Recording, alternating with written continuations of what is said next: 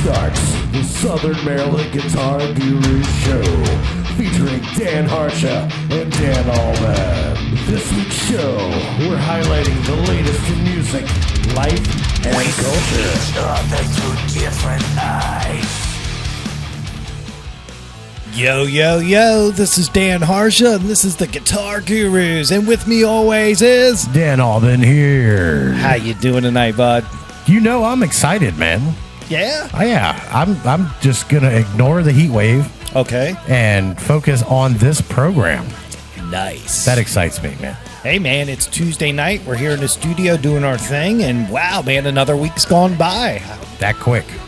That quick. So quick. They roll by nowadays, man, ever since everything happened, and it's just a blur. Yeah.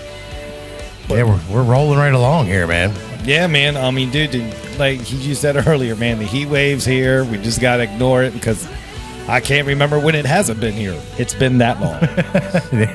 That long. That's correct, sir. Right, man. So, dude, last week's show, wow. Yeah, it was great. That was cool, man. We had a great little program. The standard show up front was awesome. Mm-hmm. And then we had longtime running guru guest Wesley Spangler back on the program, promoting his show at the Canteen Cantina. Yeah. So we have that, and it was just fantastic, man. Well, it's some great viewership over the week. I'm real happy with that. Shout out to the audience members for that, man. Yeah, thank you guys and gals. It's over 600 views now. That's awesome. On Facebook. So, I mean, dude, our Facebook is our most successful delivery system of the program. Yeah. And I love it because it's just everybody's there, and it's just we know it. That's right. Right, but yeah, it was a great show, and like I always do, I always pop the first one of the night in honor of last week's guest. So big shout out Wesley Spangler. This one's for you, buddy. Oh yeah. Y'all hear that? That's right. Yeah, that's right. Crisp, man. Crisp. Chris Pop. That's correct, sir. All right, so thank you, Wesley Spangler, man. We appreciate it as always. Go check him out, guys. He's got some things coming up. Some big things coming up here. He's working hard. Right, man. This Friday, you can still catch him at the Cantina show, July 24th. And they're filming for a music video that he edits and puts together for himself. Yeah. So you have a good shot of getting in there if you go out to the show. That's real cool. Shout out Wes, man. We'll talk at you next time you come on the program. But, dude, it's this week. It's episode 82, man. Yeah, man. Wow. It's the 82nd episode of the Guitar Gurus. And it's during the heat wave of 2020. That's right. Along with the pandemic. Yeah. But, dude, on the show tonight, of course, we got David Higgins from the Southern Maryland Chronicle coming up in just a couple moments. We're going to do Higgy on the beat. We're going to preview the local music scene this weekend with a 10-ounce 12-pack sampler, dive into a little bit of music history, and then some birthdays, man. We got some cool birthdays this week, and I look forward to seeing how that comes out, man. That's going to be cool, and a couple things on the news. But that's Higgy on the beat this week. That's right. We love it. What do you think about that, man? Always enjoy Higgy on the beat. It's a great segment, man. Get all your local entertainment news. Yeah, it's the staple, man. That's right. Dude, then after that, we're going to do Guitar of the Week this week. All righty. Wow. Wow, man. Some decisions might have been made this weekend, but that's a story for another day. But this week, we got that Fender American Pro Limited Edition Jazzmaster with the all rosewood neck. Wow. I know that's a tough one for you. Yeah, man. I can imagine. The color on it was called Skyburst Metallic. Real cool guitar, and I can't wait to talk about that in just a bit. But that's going to be the Island Music Company's Guitar of the Week this week. What do you think about that, man? I'm thinking I'm actually shocked that I'm not staring at it in here in the studio right now. I know, man. It's a long story on that. Like I said, some decisions had to be made, and that had to go back to the store. An owner will own that guitar one day and be very happy with it. That's right. That's what I can guarantee you. And I guarantee you, during the Guitar of the Week segment this week, when you hear me describe this Jazzmaster, it's going to probably urge you to go to the store to try it out. Okay. That's my promise tonight, because it's a special guitar. Trust me. There was some broken hearts over it. So trust me, man. I'm sure. It's a fine piece. A fine piece. Cool. And then after that, we'll chit-chat for a hot second, and then we're going to get Sean Kirkpatrick on for Sean in 60 Seconds, the legendary spot of the show where it's a wild card. We just don't know what's going to happen. We catalog Sean's life week by week, and see what's happening musically with him. Check in with him again, man. It's going to be fun. Always a pleasure. Right. Exactly. It's always an adventure. That's for sure, man. That's for sure. So, we're drum friendly on the show. I mean, one of our standard guests, that's his instrument, the drums. That's right. How cool is that, man? Yeah. So we pretty much have a whole rhythm section of a band on the show. I play guitar, you're the bass, and Sean's the drums. Yeah, man. So we're represented. So it's cool. It's not just a guitar show. It's a musician show. Musician show. Yeah. Right. The guitar is there to let you know we're musician friendly. That's correct. Right. And plus, we're talking about guitars every week. The guitar of the week, man. There's a guitar of the week. Yeah. Right. I just love it, dude. All right. Then we'll take a break, and we're going to come back. And first-time guest on the show, exclusive first-time guest again, Sheila Coates, drummer extraordinaire from SOMAR Drummers in Southern Maryland. And I've been waiting to have her on the show. She's got some exciting news. She has a drum camp coming up. She has some other big industry news that she'll be dropping, and we're going to get to know her. And anything drumming, she's the source. That I can tell you. Yeah. It's pretty cool to talk to her tonight, and I look forward to it, man. It's going to be a fun interview with her. And we're going to learn all about the drum camp. And on a side note, the one and only Sean Kirkpatrick is part of the drum camp. How cool is that, man? It's almost like this was intentional. Here. Almost, but that's how this works out with our community, man. Yeah. Everybody's there trying to help out with everyone and how that synergy worked, man. That's just the coincidence of it all. I just like it, man. It's beautiful real cool, thing, man. And that's what we're looking like this week for episode 82. What do you think? It's going to be fantastic, everybody. Stick around, tune in, and be a part of it with us, will you? You're not going to want to miss it. Right. All right, dude. Well, I'm going to make sure we do this right this week. But before we do that, I just want to jump into the Sebastian Bach, Chris Jericho war on Twitter. Dude, it's the greatest thing ever, man. Oh, wow. And I got to rush through it real quick. But, Here dude. we go. We don't usually get into this type of shenanigans. No, man, I had to because it's so outrageous. It's too good. So the headline I wrote on metalheadzone.com, yeah, that's what I read, right? Sebastian Bach invites Chris Jericho for fight by saying, I'm 6'4" and have never lost a fight. Right? So apparently Chris Jericho was talking, said he could sing better than Sebastian Bach or whatever. And then, dude, Sebastian Bach just went into total, like, I'm going to destroy this guy mode, man. The Twitter texts are insane. And I just implore everybody to go find them on this article that I shared. It's on my timeline on Facebook. I won't read all the texts, but it's just basically Sebastian Bach just blowing his text machine up because Chris Jericho's ghosting him, not responding. So I love that. But, wow.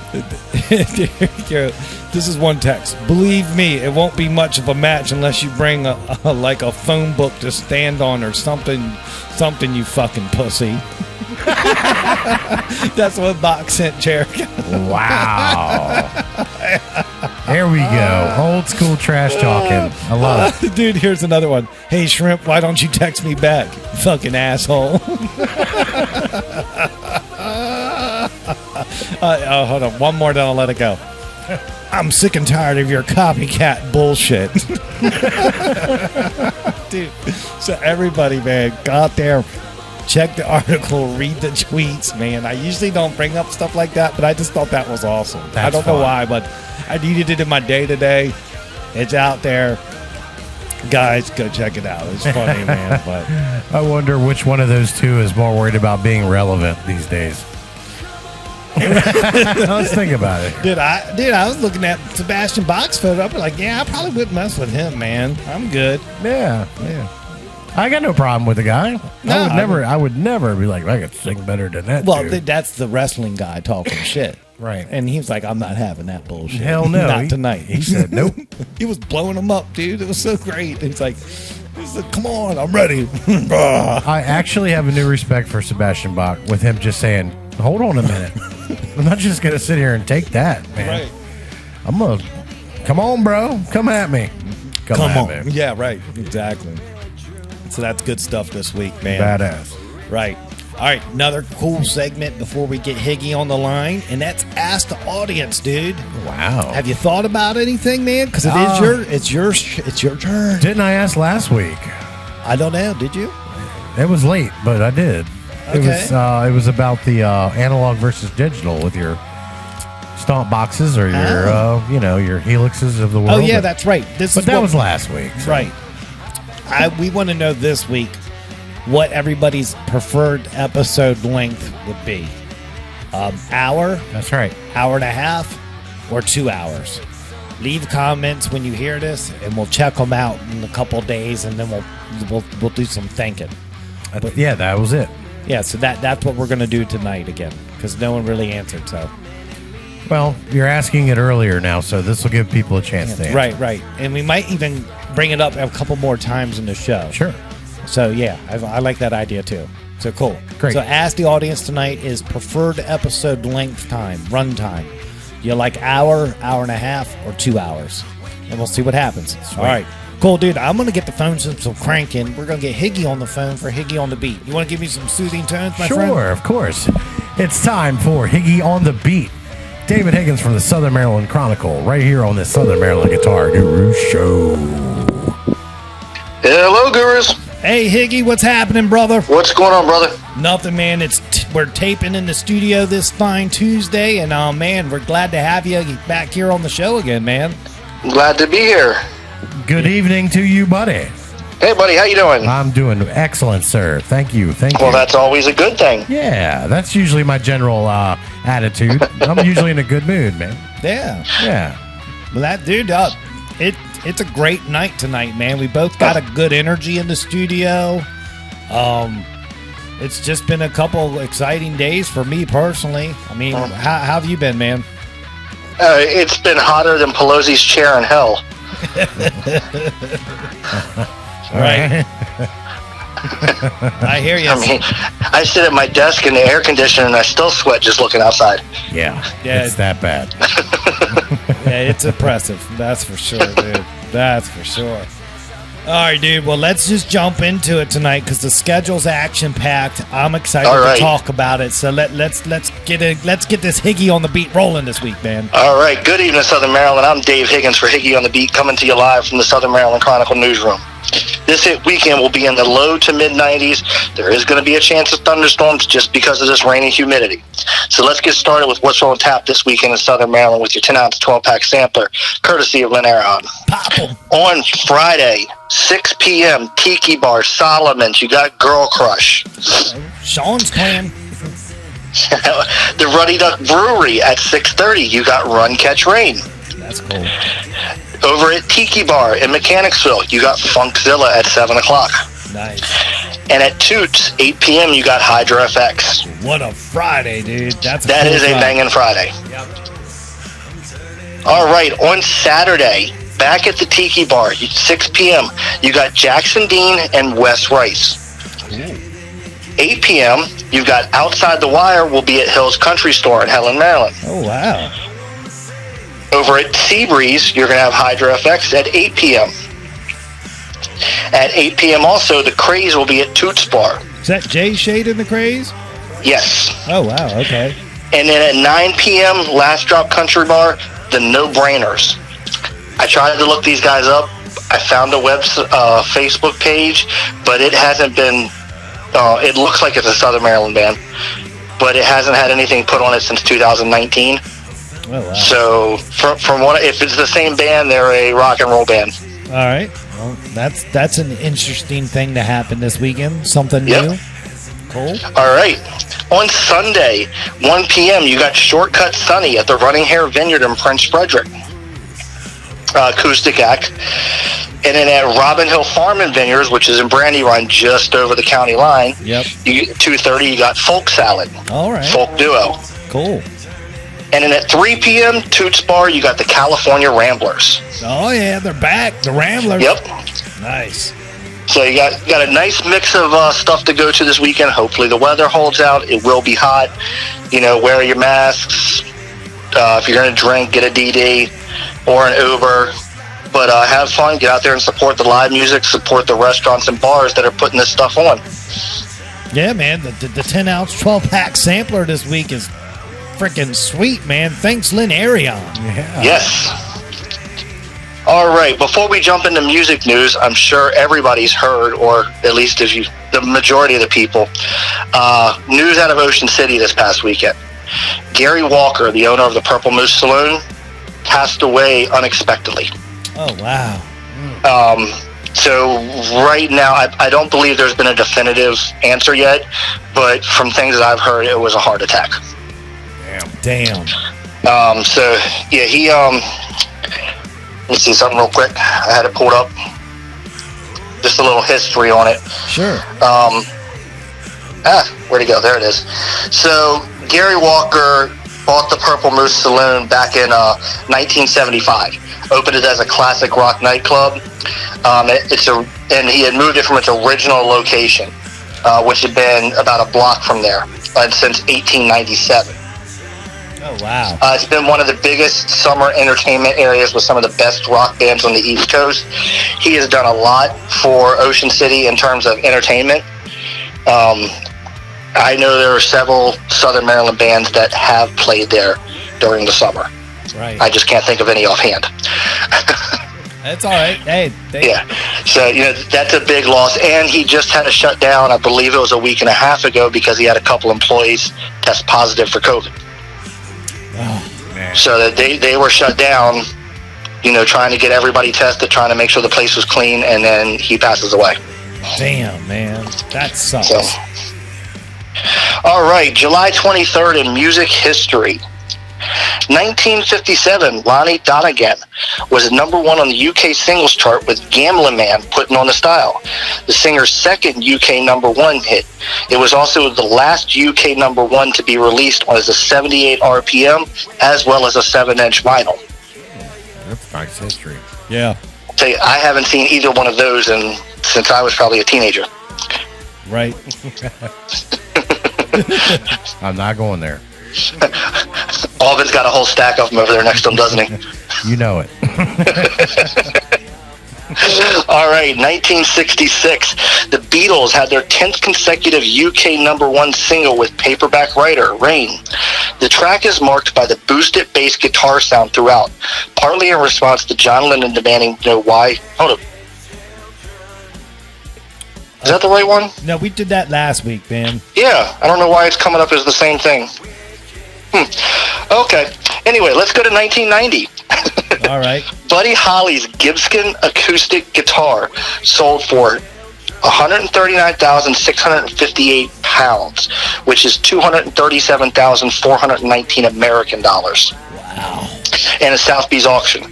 The guitar was in a tooled leather case made by Holly himself. Wow. Man, that's wild. Yeah, I looked at that guitar. I sent you guys the picture. You guys should be seeing it on the screen. That thing looks wild. If you think about how things were back in those days, and then you see this guitar. Yeah, it's cool. It's real cool. Real cool. All right, some musicians born on this day.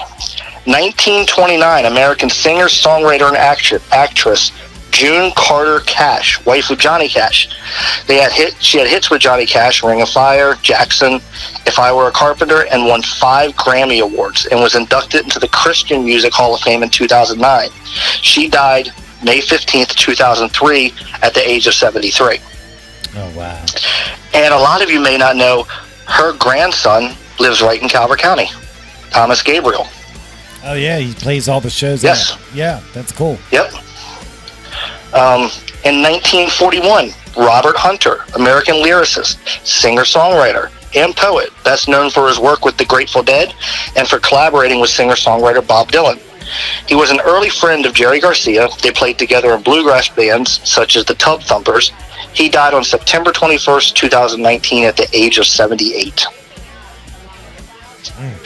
1965, English musician Paul Bonehead Arthurs, one of the founding members of Oasis. Their first single, Supersonic, was released in 94, and their 94 UK #1 album, Definitely Maybe, became the fastest-selling UK debut album ever. Authors quit the band in August of 1999. Wow. That band never had it together. They put out some good music, but they wouldn't stop fighting. It's two damn brothers. You can't have brothers in a band, man. Nope. I've seen it firsthand. Yep. I've lived it too. Where do you think I saw it? Hey, I wasn't the problem. All right, we'll save that for another show. On next week's Gurus. Right. All right, we have some Southern Maryland notable people and local musicians celebrating birthdays this week. On Monday, Missy Williams, co-owner of Hill's Country Store. Oh, cool. On Wednesday, Ashley Herron, Toots bartender. Sarah Clark, the co-owner of Southern Maryland fashion brand Unmeasured Grind. All right. Howard Davis Kidd III of Crow Hunter. Chris Aylshire. All right. And on Sunday, Stacy Moreland, who has done a lot of work with Rocktoberfest. Oh, yeah. Happy birthday, Stacy. Get well soon. Get well. Yes. I've been talking with her a lot lately. There could be some things coming up in the works for music in the area. So be sure to tune in for that. Oh, okay. Cool. And that's your weekly wrap on music news. Check me out at facebook.com, Higgy on the Beat. And as always, follow the Chronicle on Facebook at facebook.com/SOMD Chronicle or southernmarylandchronicle.com for all your local, state, and regional news, weather, and sports. Wow. Thanks, Higgy. This was awesome, dude. Appreciate Yes. your time. Buddy. Yeah, buddy. Yeah. Don't get in no fights while I'm gone. No, we will not. Or you're going to be back. I mean, you guys are basically brothers anyway, so. Yeah, but we're not the fighting kind of brothers. No, we're not. Yeah. Shit, we were going to fight. It would have been done by now, I think. Full disclosure, I'm too fucking old to fight anymore, dude. Exactly. Yep. No energy. Not in this heat. Right. Yeah, screw that. I'll take a rain check on that fight. Yeah, I want to fight you. Let's go outside. I'm good. Yeah. You win. You win. Tell the world you won. It's fine. I'm good with it. Right. I'm going to knock my own self the fuck out so I don't even have to go outside. How about that? Good stuff. All right. All right, buddy. Well, we'll see you All next right, week, guys. You right? have a great show, and I will talk to you later this week. All right, man. brother. See ya. Peace. Later. Yeah. There he goes, man. David Higgins, Southern Maryland Chronicle, Higgy on the Beat. All right. On the Southern Maryland Guitar Guru show, man. Music Talk Radio, dude. Yeah, man. Got all the haps of what's coming up this weekend and some music news and some fun facts. Right, and I got some new bands on that list to go check out, man. So I'm going to reach out and get some stuff, folks, man. That's right. So, yeah, that's cool, man. Higgy on the Beat was this week. It was fun. A lot of great shows, man. Yeah. I'm psyched for that.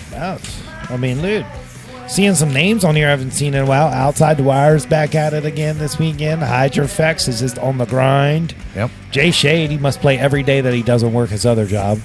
So that's cool for him. Funkzilla's back out there. I mean, this is cool, man. This is good. The Ramblers are back at Toots. California Ramblers, brother. That's cool, man. It's good stuff. Yeah, there's it's nice to have plenty of things to choose from to do, man. It's nice to talk about. Yeah. So all you guys playing this weekend, enjoy that.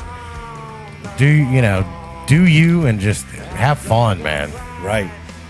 So it's great you guys are out there playing. Right. Hey, real quick, before we do Guitar of the Week, Yep. ask the audience. Bring up the question again in case anybody's new joining the program. And if you've already answered before, you can answer again. So the question this week is preferred episode length, 1 hour, hour and a half, or 2 hours? Write your comments as they come to you, and we're going to collectively look at them later on in a couple days. So that's why we're going to ask periodically during the show. That's right. So the question again is preferred episode length, 1 hour, hour and a half, 2 hours. No wrong answers. Right. We're feeling the feels. We're putting some feelers out. That's it. Speaking of that, man, it's time for Guitar of the Week. You ready for Guitar of the Week? Hell yeah. Here it is. It's Island Music Company presents the Guitar of the Week. And this week is that Fender American Pro Jazz Master with an all rosewood neck, man. Wow, dude. You really cannot go wrong with this incredible American Pro Jazz Master. as part of a limited series run with a full rosewood neck. I love rosewood necks for their natural feel as well as the addition of a nice bump in the mid-range to really let the guitar speak for itself as a mid-range frequency instrument in the context of a band. This Jazzmaster has a very cool and contemporary looking skyburst metallic finish. And the blue hues of the body look great against the brown of that rosewood neck, man. And the pictures show that, right? And it's got the standard 3-ply pickguard. This guitar, man, is just one masterpiece execution of the Jazzmaster model.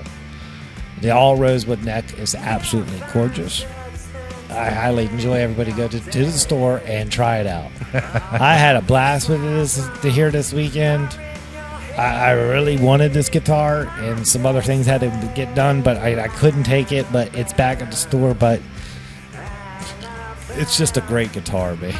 Yeah. So I know how you got a soft spot for those things anyway. I know, man. I was dangerous to bring it home every weekend. It was really dangerous, but I know for the show it was worth it because the pictures look great. It's an awesome guitar, and we're talking about it right now.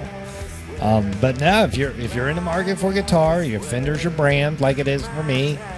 Go to the store, try it out, man, and you really got to try out the clean channel. See where it sings, man. That bridge pickup is awesome, man. You dial in the amp right, man, and get all your volume set. It's awesome. The feel of it and everything is great. But from its introduction as Fender's flagship electric guitar in 1958, the Jazzmaster has crossed genres multiple times. From surf, punk, alternative, and even the occasional jazz guitarist. You know, well, hold on, buddy. Stop being so ambitious, Mr. Jazz Guitarist, with your Jazzmaster guitar. right. What they create, the genre they created it for is the genre that least uses it. I love it. Isn't it great? Love it. It's great. It's great. Even the occasional jazz guitarist, showcasing the incredible versatility of its design. With the distinctive all-set body that we've all known and the unique set of controls, it carries both a look and tone that stand apart from the rest of the electric guitar world. And that's what I tell everybody. You haven't played a guitar until you played a Jazzmaster. Tone's totally different than whatever you've been used to. Yeah. And it takes some time to dial it in, but once you find the pocket of tone, wow, man. I must spend hours recording with these things. And it is possible. Let's talk about some things. The limited edition version of this American Pro Jazzmaster boasts a one-piece solid deep C-profile rosewood neck and fingerboard. And when they mean one piece, man, it's one piece. They like carved it, and it's awesome. It adds a distinct touch of luxury and added tonal warmth. That's perfectly complemented by the 58 VMod Jazzmaster pickups. The pickups are wound slightly hotter than the originals, so you can roll back the volume knob for a truly classic tone, or open it up for that little just extra bit of warmth. Added tonal features are the bone nut for more organic sound and narrow, tall frets for easier bends, great sustain, and accurate intonation. And that's the other thing. The frets, like if you're a Strat player, you're a Les Paul player, you're this type of player. When you play a Jazzmaster at first, it feels weird because the frets are different. They're narrower and they're a little taller. Okay, yeah. And that's where everybody goes crazy.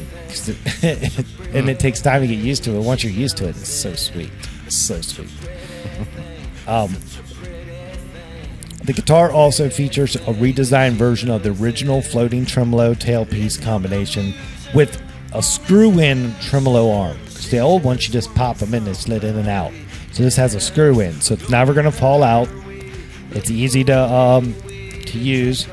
You can adjust the tension, and the redesigned Mustang Bridge saddles, the thing stays in tune even with aggressive use of the trim arm. That is awesome. That's the other key feature that I was going wild over with, because I was having fun. Like, oh man, I was having fun, dude. It was cool. It was cool. The Jazzmaster controls have always been unique, with separate lead and rhythm settings with independent volume controls and tone shaping switches, as well as a master volume tone that features a treble bleed circuit. These options provide a high range of available tones that can be selected, blended, or highlighted as the player needs. If you love your Jazzmasters as much as I do, or we do here at the show, you'll definitely want this special limited edition version in your collection, dude. And it was almost in my collection. Almost. Never say never. I know. All right, so the features at a glance. It's an offset Adler body with the 3-ply pickguard. Of course, the elephant in the room, the one-piece rosewood neck and fingerboard with a deep C-shaped neck profile. And then the 2 V-Mod pickups. All right? And then the Jazzmaster Tremolo bridge with brass Mustang saddles with screw-in arm. That's a nice feature. Yes. So the tech specs, real quick. Then we'll be out of here. I'll play the name, your price. So get your pricing together, my friend. Okay. Start getting it going. All right, tech specs. It's a solid body guitar, Adler body, a modern deep C rosewood neck and fingerboard, all as one piece, a 9.5-inch radius, 25.5-inch scale length, 1.685 inches at the nut width, 22 narrow tall frets. It's got white dot inlays, the 2 V-Mod Jazzmaster pickups, 3-position toggle switch, master volume with treble bleed, master tone turn controls, 9.5-inch radius Jazzmaster Jaguar bridge with vintage style floating tremolo and the tremolo lock button. And it comes with a case. How about that? That's awesome. That's the guitar of the week this week, man. Awesome Jazzmaster. The tone, the shape, it's just a perfect guitar, man. It's just a really perfect guitar. And you deserve to go down to the store and try it out if you're into them. Because it's really cool. It's a really cool piece. It was a little heavy, won't lie. Yeah. A little heavy, the body was. But, I mean, playing it, I felt comfortable playing it, sitting down. I mean, I could play for hours. Sure. But, I mean, my overall feel and finish of the guitar is excellent. I didn't find any flaws in the finish or anything. It's just a nice example of the Jazzmaster line with the all rosewood neck. Because you really don't see all rosewood necks a lot.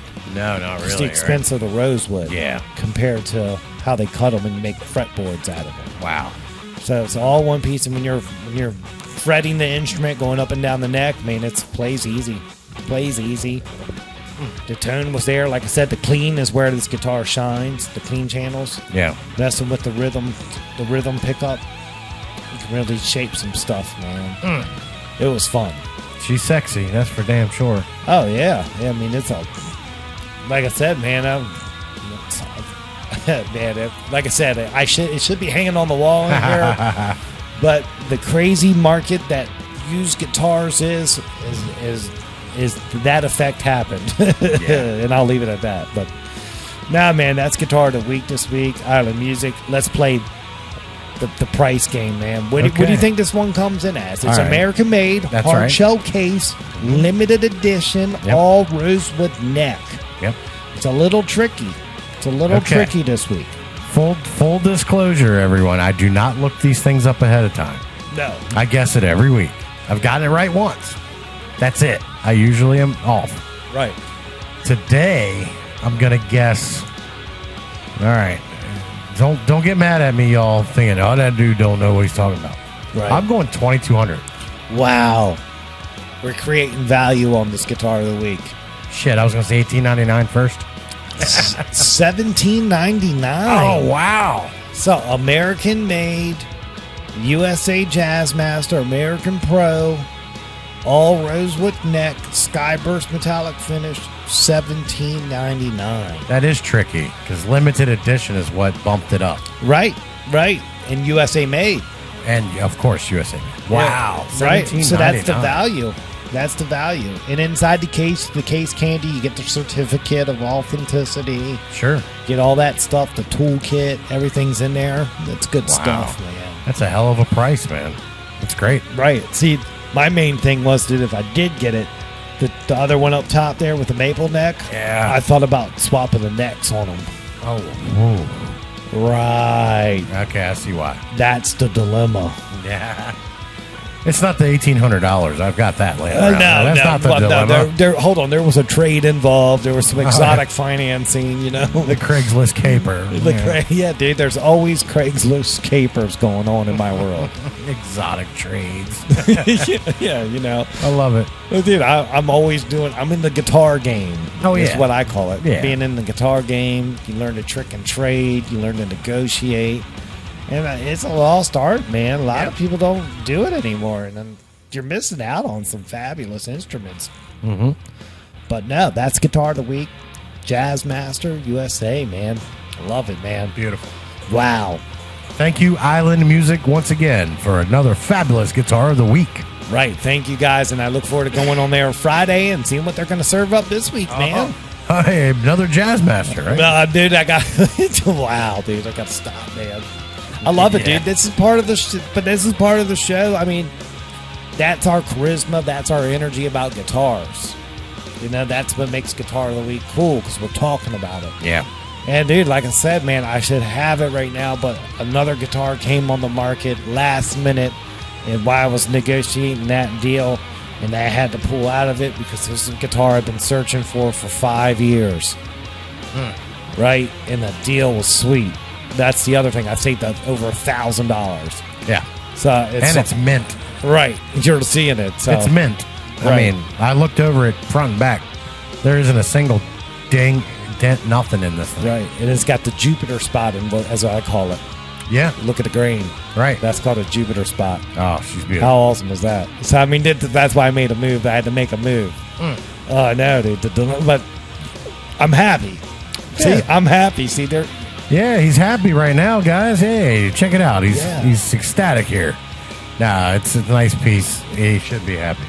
Right, exactly. But no, that's Guitar of the Week, man. That's cool. Hey, let's get the phone system cranking, man. We got to get Sean on before we hit the break. What do you think? All right, cool. We're Soothing up tones. Sean in 60 seconds, right here on the Guru Show. Coming up next. Yeah, there it is, man. Yeah, right there. Cool. Good evening, gurus. Hey, Sean, what's happening, buddy? I literally just got the horses turned out just in time to get back in my car, and now it's like hailing and raining, and I can't see for like more than 3 feet in front of me, so I'm just sitting in my car. Status report. Hopefully, there's not too much background noise. No, we were more concerned with what size the hail is. Yeah, what size? All right, we're looking at like a BB size hail right now. I've seen a couple ones a little bigger than that, but yeah.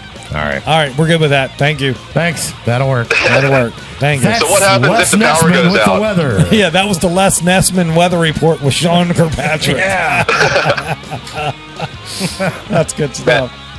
I saw that shit coming, and I was just running with the horses. I was like, get the fuck out! You just ran past the horses. Just pushed them out of the way. Pushed them out of the way. With your nice mane flowing in the breeze on your way past them, yeah. Right. So you doing good then, brother? You got under shelter, man? You're all safe and sound? Well, yeah, I mean, I think the safest place to be is inside your car if it's like lightning storms, right? Yeah. Because of the rubber tires and shit. If I get struck, I'll be all right. Yeah, just don't park under a big tree or something. Right. Yeah, I mean, most of the trees are pretty far away from me, so I'm good. Okay, that's awesome, man. Awesome. Wow. So, dude, what's up this week? I was going to cut you off, Alban. I'm apologizing. You did. You didn't. You wasn't going to. You did. No, I'm just kidding. No, I'm good, man. You move on, dude. Don't worry about me. I'm good. All right, I got you, man. So what's happening in your world this week, man?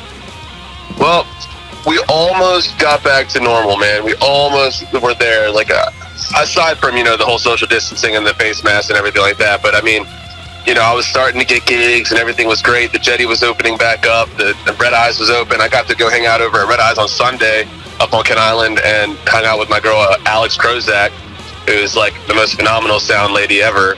Okay. She's like my sister, so like she does sound over at Red Eyes. My dad and I do production at the Jetty. It's a cool thing. It's a cool setup. Yeah. But so I got to go over there, hang out with her and Klepto Radio and listen to them for a little while. I got like a house gig at the Jetty on Thursdays with John Braze, so I was supposed to be doing that. But now Red Eyes closed back down, and the Jetty is not doing any music this weekend. I got like 4 gigs at Tiki Bar in Solomon's. I played with Nightcap on Sunday. That was my first time playing with Tara and Sean. Okay. Yeah, that was really cool. I was a little worried, but I mean, their set list is fucking awesome. Like I got a whole bunch of new favorite songs now, and I love that when you have a new set list, like someone hands you a bunch of new music, and you're like, hey, learn this, and then you find like you actually found like your new favorite song. Right. Yeah. It snuck up and punched you right in the face. I love it. Right. And like some of them are songs that I've heard before, and I just didn't really have I didn't take the time to learn them. And then once you learn them, you like gain a whole new appreciation for them. It's always fun. That's one of those weird, cool, really cool things about playing music. Yeah. But I figured I'd tell you guys a story about my so the sample pad that I've been using for my acoustic gigs. Right. It's a Roland SPD-SX regular edition. I got it used at Island Music about, I want to say about 4 or 5 years ago, right?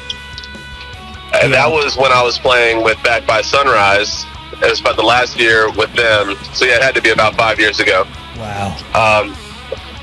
When I purchased that, it had a bunch of presets on it, and it came with a bag and like a stand and all sorts of hardware and stuff like that because it was used. It was a little beat up, but everything was still working pretty well. So I used that for a couple months, and then Chris Gardner shows up to one of our gigs, and he's like, "Oh man, where'd you get that sample pad?" Right? It turns out it was his sample pad. I love it. Southern Maryland music scene. Right. So he sold the sample pad to Island Music like a week before I bought it, and then I ended up playing with that for 5 or 6 more years after that, and in a band with him. I love it, dude. Isn't that is great? so awesome. It's like hanging out with a guy who's got your old girlfriend. Right, exactly. Yeah. I ended up buying a bunch of other gear from him like throughout our time together and stuff like that. But the reason I bring that up is because 2 of the pads just recently died, and so that sample pad is now retired. Oh, yeah. Did you yell at Chris like, "You got me, you son of a bitch"?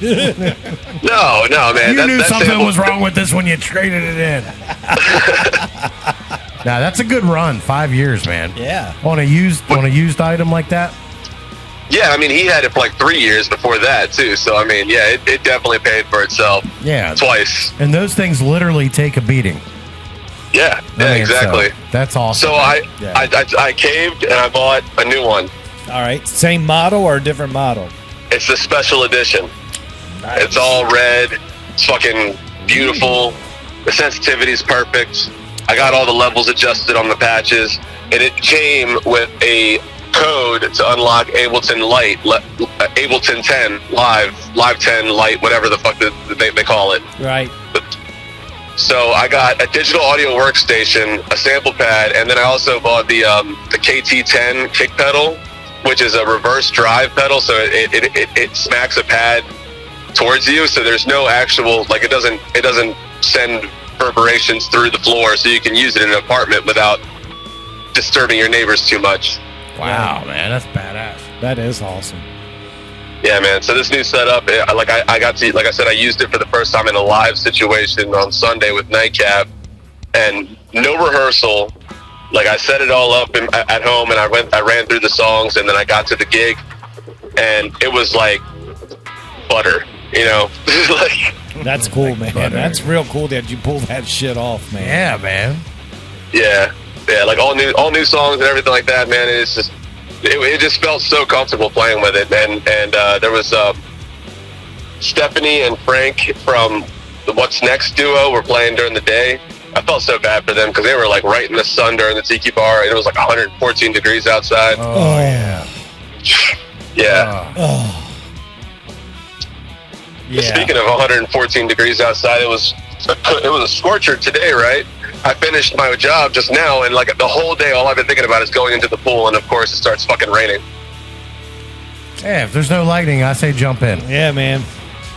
Oh, dude, no, I literally just almost got struck by lightning like 2 seconds ago in the middle of my story. There was like a lightning bolt that just landed right in front of me. I was like, what?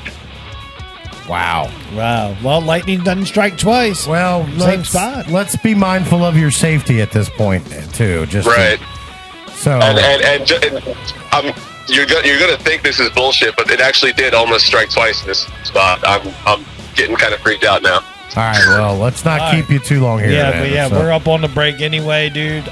Real quick, we got your girl from SOMAR Drummers on the show tonight, Sheila Klotz, man. How's that?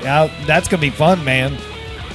Yeah, she is a wealth of information, man. She has been all around the world, toured with orchestras. That was a third lightning bolt just landed in the same spot. Are you kidding me? Anyway, Sheila is just top notch, and I'm beyond humbled to be able to work with her. And just, yeah, I have no words, honestly. It's crazy, but I wanted to ask you guys something. All right, real quick. What's your favorite power ballad? Oh, wow. Oh, I wasn't ready. I've got like so many. God, that's What's not the first fair. one you think of? Oh, my God. I don't even know wow. if the song I'm thinking of even classifies as it. Wow. Damn it. All right. Think about it, and then let Sheila know later. Okay. Now that I like this. All right. All right, cool. We can do that. All right, guys. All right, dude. Sean Kirkpatrick, thank you so much for joining us this week, and we look forward to talking to you next week, sir. Thanks again for having me, guys. Y'all have a great night. All right. Be good, brother. All right, man. From the Good Heart Gurus, we say see you. See ya. Peace. I love that, man. Everybody stay tuned to find out what our favorite power ballad is later. Yeah, I got to make sure the song I'm thinking of is a power ballad. We'll discuss during the break. Dude, I'm a heavy metal guy, man. Shit. Oh, there's heavy metal power ballads. What's I'm saying? There could be like the one song I could be thinking about could be like a regular rock song in someone else's world. Right, all right. That's cool, dude. But no, man, Sean Kirkpatrick this week, that was awesome, man. That was a good segment. Loved hearing about that gear he got. Yeah, I love gear, dude. God, I love gear. Yeah. Special edition, too. Red. Yeah. Oh, yeah. Yeah, man. Get That's it. cool. Cool, dude. Well, dude, let's take a break real quick. We'll reset back up, come back, talk to Sheila Klotz from SOMAR Drummers, and find out everything about drums this week, man. I'm excited. This is gonna be fun, man. It's a new guest, man. Love it. Cool. Always love new guests. Cool. All right, dudes. It's Guitar Gurus with Dan and Dan. We're Southern Maryland's music. We're Southern Maryland's #1 choice for music talk radio. That's right. You heard it right, everyone. It's a Monday on a Tuesday. Yeah. And we're premiering on a Thursday. Wow. Wow. Okay. We'll be right back, dudes. It's Guitar Gurus.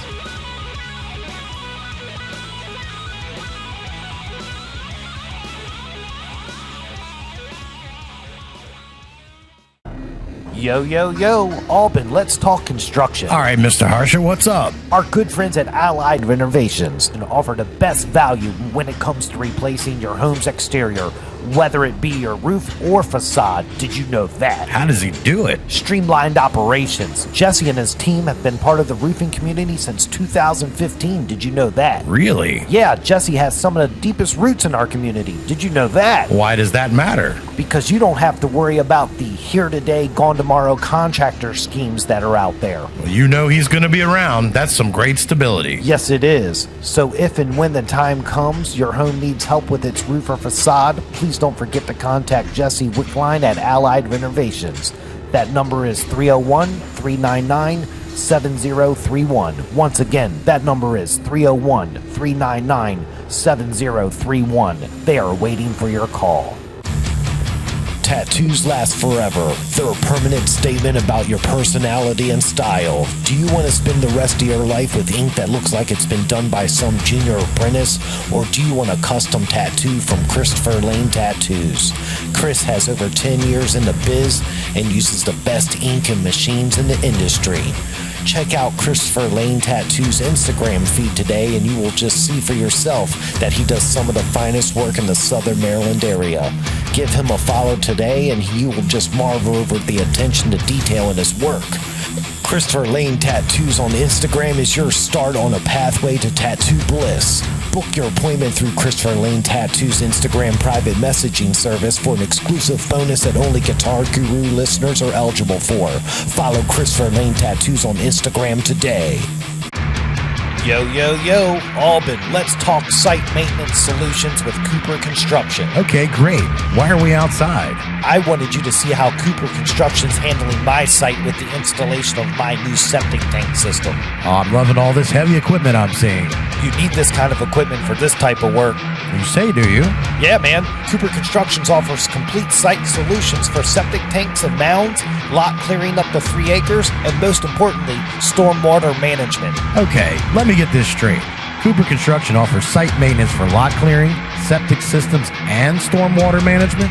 You are correct. Does Cooper Construction have all the credentials needed for this type of work? Yes, they do, my friend. Cooper Construction has over 20 years experience in the construction world. How do we get a hold of them? That's easy. Just dial 301-683-7766 and ask for a site visit today. Again, that number is 301-683-7766. Give them a call. You can also reach them on the web at buildwithcooper.com. Cooper Construction. From site to site, they will treat you right. You're tuned in to the Southern Maryland Guitar Guru Show, the only show that Chuck Norris is afraid to be a guest on. We see each other through different eyes. Oh yeah, it's Guitar Gurus with Dan and Dan. Southern Maryland's #1 choice for music talk radio. We're back from break, man. It's episode 82, man. Wow. I know, man. 82. Wow. Blows me away, man. Yeah, man. Dude, straight up drum clinic tonight, man. That's right. It's good stuff. We're about to get Sheila Klotz on the phone system cranking. We're gonna learn all about SOMAR drummers, their drum clinic, and everything, man. It's gonna be awesome. But before we do that, we're doing Ask the Audience once more, refreshing it up. Yeah. So the question tonight is preferred episode length of the show. Would it be 1 hour, hour and a half, or 2 hours? Now's your time to type. Let us know what you think. Yeah. And Your feedback is very valuable and important to us. We want to know. So please speak up. Take us a couple seconds and throw it in there. There's no wrong answers. And we'll review over the next few days and see what it looks like. right. And then, we're just always looking to evolve the show, and we don't want to shortcut or take and do something. We wanted the audience to be involved. That's right, man. It's good stuff. Well, that's Ask the Audience this week. Dude, we're going to get the phone system cranking right now. We're going to get Sheila Klotz on the phone. She's a drummer extraordinaire. She does SOMAR drummers and a lot of other things. So, dude, soothing tunes, and let's just get this thing fired up. All right, we're going to tap one here real quick before we get going. Oh, You wanna yeah. double tap it? Yeah, let's do that. All right, I'll go first. Oh, we haven't double tapped in a while. No, man. that was awesome. I'm looking at the screen. Yeah. Look at that, man. So we're going to go ahead and proceed with an awesome interview, a first-timer tonight. Yep. Sheila Klotz. Here we go. SOMAR drummers, right here on the Southern Maryland Guitar Guru Show. Yeah, I'm getting that volume right. Getting it right. Come on. Come on, Sheila. Let's do this. I love it, dude. This is the best part of the show. Waiting for the guest to pick up the phone. Hello? Hey, Sheila, it's Dan from Guitar Gurus. You want to go on the air? Sure, let's do it. All right, here we go. We're live in the studio. We're taping an interview now. I got my co-host with me, Dan Alban. Dan Alban, say hi to Sheila. Sheila, good evening. How are you? I'm very well, thank you. And how are you gentlemen doing? We are doing excellent. First, I want to say thank you so much for spending the time with us this evening and just being on here with us. We are excited to have you. Oh, I'm excited too. I mean, I made the show. That's what I'm told my husband. I made the show. Yeah. You don't get it. I finally it's the show. Nice. I made the show. I love it when I hear that because I'm just smiling ear to ear right now because our little program that we created really has struck a nerve with the local Southern Maryland music scene and people are really rallying behind us, and it's just so exciting to be a part of everything. So thank you so much for those kind words. Yes, yes. All right, so you're a first-timer on the show. So what we like to do with our first-time guest is get your musical background. When did you discover music? When did you know you had that special thing it takes to be a musician? And, just guide us through how you became a drummer. I think I was 10 years old, and our big family, large Irish Catholic family, and my sister brought home an announcement from the local majorette and drum corps up there in Brandywine. They were looking for majorettes and color guard and drummers. And I have 5 sisters, and all of them went right to the majorettes. And I said, I'm going in the drum room. And I went in the drum room, and John Bosworth, they call him Mr. Rudimental, he's known all over the world, was the teacher. And my mom said, do you take girls? And he said, sure. So I started off 10 or 15 young men, young boys, and me on the end. Started off way on the end with a pair of odd sticks, just some scratch sticks. Didn't have any. So we're playing, and he's teaching us this and that, a single 7 and a paradiddle. And by the end of the night, he had moved me all the way over to the far right. And I didn't know why. It didn't make sense to me. This stuff just came easy to me. I said, oh, this is fun stuff. He taught by rote. He didn't teach you how to read music. It was all, okay, right, left, left, right, left. So it just came easy. I mean, it just, every week after that, we would go every Wednesday night to Brandywine up there at Gwynn Park Junior High, and for the next 2.5 hours, I was chewing up rudiments like candy. I just loved it, and that was my start. And then in high school, I kind of taught myself how to read music, memorized the patterns, and got accepted to West Virginia University, studied all the world percussion there, and got into mallets, marimba, and timpani. Now that's where someone sat me down and really said, hey, you can play everybody, you blow everybody out of the water on rudiments, but you really don't know what you're reading, do you? And I said, no. And so he showed me how to read music step by step. This one guy, Junior, I think, he was a little older than me. And then I auditioned for the Air Force Band here in Washington, D.C. as a percussionist, just on, it was winter break. And I didn't think, I prepared for it, I'm not going to lie. It was a rudimental position in the ceremonial band. Right. And I got the job. I couldn't believe it. So I called back to my teacher, what WVU, I'm a junior, what do I do? I got the job. He said, you take that job. It's not going to be there when you graduate. Wow. So I took the job, no degree yet, and spent all 14 years of that time in the Air Force Band, doing ceremonies and parades and traveling, a little bit out of country. Went to the Netherlands, and all the dignitaries, all the farts and darts, and all those guys they have that on their hat. That's what they call them, the farts and darts. Yeah. And the president, and the Pentagon, the White House, and that was great. But I always said if God ever gave me children, I would get out. And I didn't get pregnant until I was 34, and I left. I said, bye, I'm leaving, goodbye. And I left at the active duty, and someone in the National Guard band heard I was leaving, came out and talked to me. And I said, no, I did my career. I'm happy. I had a blast. I'm done. I just want to be a mom. And he said, don't throw that time away. You'll get your retirement. You won't get it till you're 60, but if you do, if you go up to 20 years in the National Guard, you'll get your retirement. I said, okay, I'll do it. And so jumped over to the National Guard band, became the commander there after about 1.5 years, and then just retired from the National Guard band in 2015. Now, I'm about 5 years away from my retirement, but hey, I'm just loving life right now. I had a great career, traveled the world, traveled the country, playing I was conducting the last portion, but I played drums once in a while. I'd kick the drummer off the drum set. Get off, let me play this thing. Wow. You're still a little bit rock and roll, are you?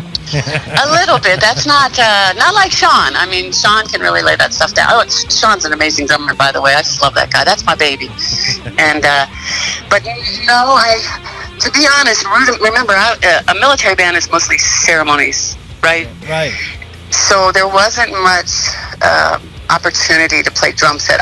All of the drum set experience that I was getting at home, just practicing, just working through things and trying things out and listening to the best drummers I could find and trying to imitate them. But I was in very, very, very few bands, local yokel type stuff, very small, nothing much.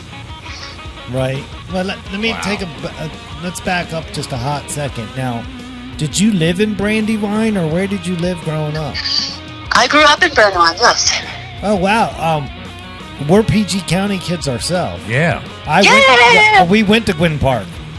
Yeah, I did too. Yeah. So that's really cool that one of the best rudiment drummers in the world was just a casual teacher at Gwynn Park Middle.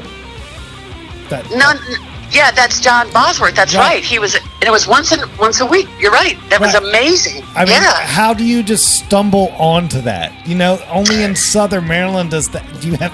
How does that happen? I have no idea. He was in one of the military bands himself, and I'm trying to remember. Oh yeah, he was a drum corps nut. He knew all the big drum corps. You know, the Bridgemen, Santa Clara Vanguard. He knew all their incredible sticking, and he would show us that. So we were because we were all, let me just say, I wouldn't say poor, but we were economically challenged there in Southern Maryland. You know, come on, we're all, yeah. And so for some reason, he decided to go down to this little small town in Southern Maryland and build this humongous drum line. There's 40 people in the drum line alone. Wow. And he made us into little rudimental monsters. And I mean, I won Maryland State 3 years in a row. It was 13, 14, 15. Then I won nationals when I was 15. But he would just say, when I won, I'd be, oh, I'm so happy, I'm so happy. Oh, next time you'll have competition. You know, he kept me level. He kept us all level. We had no idea how good we were. No idea whatsoever until I got to college. And that was my eye-opening. You know, I was throwing down paradiddles at 220 beats a minute, and these guys' eyes were just bulging out of their head. I thought everyone could play like this. Come on, you know, Bosworth said everyone can play like this, you know. Dude, that's so awesome. Oh, God. I love it. Yeah. Great. They hated me. Those boys hated me in that line for a while. I mean, it smoothed over after a while, but they were pretty mad at me. You were just serving cups of go F yourself. Yeah. And they had to sit there and just drink it. Oh, that's so great. Oh, that's I mean, I was never the type to make waves and never the type to, you know, I'm a girl drummer, look at me. I would try to just keep a low profile. I think that a lot of that's because of John. And look, I came out of drumline where everyone played as good as me. I'm not talking like I was the special one, you know. Everyone in that drumline there at Brandywine could play, you know. I'm just probably one of the very few in Brandywine that went off to college, perhaps. I don't know. I have no idea. What year was that? I was graduated in 81 from Gwynn Park, and then I was up at WVU until 85. Okay, all right, yeah, right at that time, man. There you go. I was like, I was like getting ready to yell, Gwynn Park 93, yeah. Oh no, sorry, I'm a little older. That's awesome, man. It's great that we have you and find out we all went to the same high school, even though it was different times. Man, this is so awesome. Right, that's really Yellow Jackets. We always had the best basketball team, didn't we? Oh yeah. Right, and dude, in our era, the girls' softball team was the thing. They were the shining stars in our day. In the early '90s, that was the thing. Wow. Yeah, that was cool. But we're getting off course. Sorry. Let's get back. Yeah, okay. All right. Do you play any other instruments besides the drums? A little bit of piano, not much, just enough that I can arrange. I can take a song that I hear on the radio and I can arrange it for a brass group, a percussion ensemble, a concert band. That's about, and I just use the keyboard to peck it out. You know what I mean? That's about it. Casually arrange. Just casually. Well, that's pretty. It's pretty good. I mean, just saying, that's good. But no, by no means, no. That's about it. That's about my level of another instrument right there. Okay. Sweet. All right. So let's talk about SOMAR drummers. Okay. All right. I'm just pretend I'm a noob. I'm a rube. Tell me what SOMAR drummers is. What does it do for the community, and how people can get involved? Okay, SOMAR drummers. When I first moved down here, my husband and I lived right on the PG County line when he retired from the sheriff's office in Charles County, and we decided we just want to. I'm so burnt out from the city, you know, from going to DC every day for 20-some years. I said, let's go find a farm somewhere, you know. So we don't really have a farm. We have a couple of acres, but we started looking way down here in St. Mary's County because it's just what I was looking for. A little bit of land, peace and quiet, you know, not the everyone in a hurry and no one has time. That's what I wanted to get away from. Right. So we moved down, and I didn't play drums for about the first year. And then I'm not sure if Wednesday Davis found me or I found her, but I think the first thing I might have done was called College of Southern Maryland and offer them a drum circle class, because everyone can do drum circle. You do not need to be a great rudimental drummer or a great jazz or fusion drummer. You just have to be able to hit something. So I called CSM. Yeah, let's get you a class going. And when we got it going, I think somehow got in touch with Wednesday. I don't remember how. And she said, "Do you have a drum circle?" And I said, "No, but I have a class." And she said, "Well, we would like to have a drum circle at the first Fridays." So I had to create a Facebook page, and I might have had the page before then. She would know. Wednesday would know. I don't remember which came first, Wednesday or the SOMAR Drummers page. But so whatever it was, we found one another. SOMAR Drummers, because really the drummer group, the group that we have now came out of the CSM classes. That's the core group. The ladies and gentlemen that were in those first 2 or 3 years classes, they pretty much form the nucleus of the group right now, SOMAR Drummers. And we bring a ton of instruments. Well, we can't now because of COVID, and really we would just show someone how to hit it and give it to them. I mean, if you're 2 all the way up to 122, you can play in a drum circle. And I just love the energy of a drum circle. I love the way it brings a community together. No one needs to be able to read music, nothing. You just, look, hold it like this, hit it like that, 1, 2, ready, go, boom. And we're all making great music, you know? Right. There you go. Short and simple. I love it. Because you want to keep the interest, you know? I mean, you don't want to make it sound like it's a daunting thing. It's a natural thing. It really is. I mean, rhythm is innate in every single one of us. That's right. Yeah. I mean, I'm not trying to I don't go into the weird left, I don't know, right area, left area, whatever frame of mind. Look, it just hit the drum. Just have fun. That's all I want you to do. There's no, I'm not going to stop you. I'm not going to correct you. If you're smiling and you're drumming and we're having fun, we're going to keep on drumming.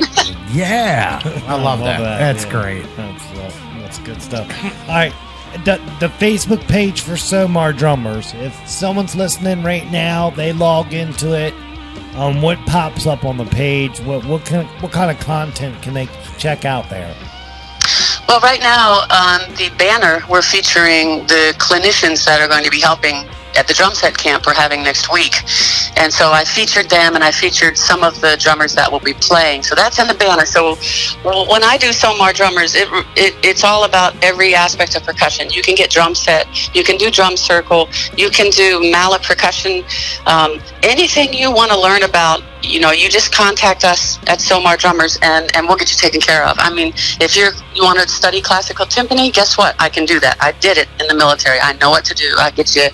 And when you get too good for me, I'll send you up to someone I know that went to Juilliard. I'm not stupid. When I got to hand you off, I hand you off. So any aspect of percussion, from drum lines to drum set to concert percussion to mallet percussion, you reach out to that page and we'll find a place for you. We'll find an educator for you if that's what you want.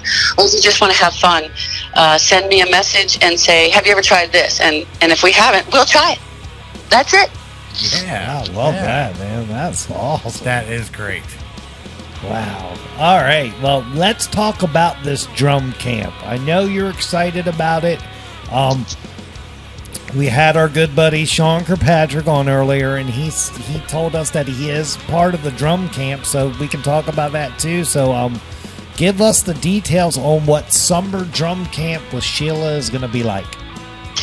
Okay, I've been a part of these when I was up in the DC area, and they're amazing. They're just amazing. You generally open up the drum camp to all ages, and then you narrow it down when you start to see who's starting to come. So from beginning to end, they're going to get these 8 drummers. We have 8 drummers are going to get 40 hours of nonstop drumming. Non-stop drum set drumming. I mean, you saw my Hit Like a Girl. I don't know if you saw the Hit Like a Girl tape, but everything that I've ever taught in the 20, I always said I teach better than I play.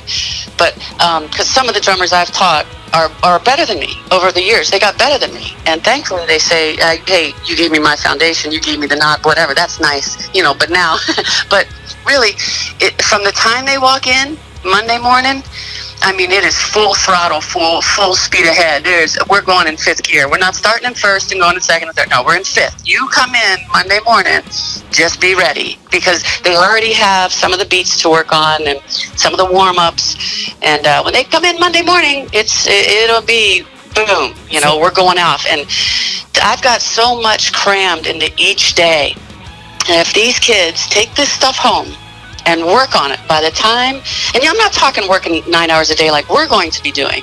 If they take these concepts home and they work on 1 or 2 things a day, and they get back to their high school, their band directors won't recognize them. High school or middle school, but band directors will not recognize their drumming skill. It's going to be like, you know how the meter on a car goes from left to right when you're getting speed? It's going to be like 0 to 100 in 40 hours. Wow. They're going to be, the transition, the transition that they will go to is going to boggle their mind. When they get home Monday night, they're going to collapse. They're just going to sit back and say, it's too much. It's too much. I can't do it. It's too much. It's a typical first day, you know. And then when they hear themselves start clicking Tuesday morning, and they're like, "Oh my gosh, oh my gosh, I could do this." Oh, wow, you know, they're just these band directors. You're in for a surprise. They're gonna come back and blow your mind. All right, it's not a beginner's drum camp. You have to have basic drum motor skills, keep a beat, know your way around the kit somewhat, right? Yes, there's no beginners here. Probably the newest drummer that is coming is picking up, probably played the drum set the last month, but the advantage he has is that he's been a rudimental drummer for a couple of years. So everything I'm throwing at this kid, he's picking up like this. I mean, like this. And I said, you don't know the advantage of being a rudimental drummer. Now you're seeing it. You know, this is something you may have thought you could never do, and now you're seeing it. You know, the difference in just 4 or 5 lessons with me. Now you see. So yes, he knows his way around the kit, because what drummer in high school that's in the drum line doesn't sit behind the drum set and imitate the other guy, right? Everyone's doing it. So no, not for someone who just mom and dad say, well, I want to see if they would like to play drums. That's something they can do in a private lesson with me, but this is definitely not the environment. You have to, just like you said, fundamentally know your way around the kit. Perfect. I like that clarification, and there's a lot of people out there in that skill level, you know, that's ready to take the next leap. And yeah, you had me sold at the second question of the night. So I'm like, wow. You know? So what did you think of that movie Whiplash, Sheila?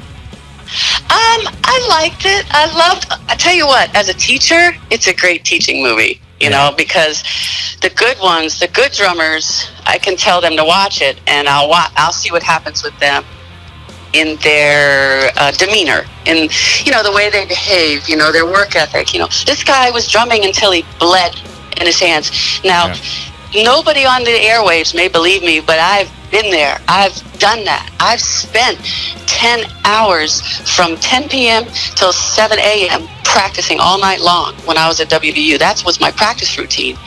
And I mean, to a drummer, we're smiling, but as a teacher, we're smiling at the movie because it's right. It's true. If you want to be great, that's what you have to do.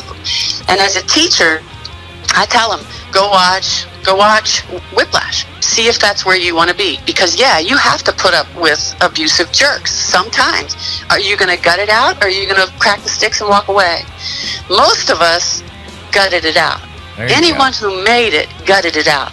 You know, there's bad teachers, there's bad coaches everywhere. You just got to figure out, you know, now I'm no longer going to play for you. I'm playing for myself. My daughter had a bad coach. She plays softball too, as a matter of fact. She had a bad coach, wanted to quit. I want to quit. No, you're not quitting. Why not? Because when you go to practice now, you no longer practice for that coach. You practice for yourself. This is to make you better. It's not about that team anymore. It's about you. And that's what I tell my students. What I tell my percussion students or drum set students, athletes and coaches tell their athletes. We have such the same verbiage in so many things, you know, athletes and or coaches and music teachers. We use a lot of the same quotes. You know, if you want to be great, do it, go for it. But you're gonna bleed. You're gonna sweat and you're gonna bleed. Yeah. Yep. Yeah, you're not gonna lie to them. That's the truth. That's what's coming. Yeah. I got this carpal tunnel thing today, and it's fucking killing me. God, I'm just telling you right now, I'm depressed about it. Oh, all right. Well, take care of that. Well, dude, that means just don't play for a day or two. Rest the hands. That's all that is.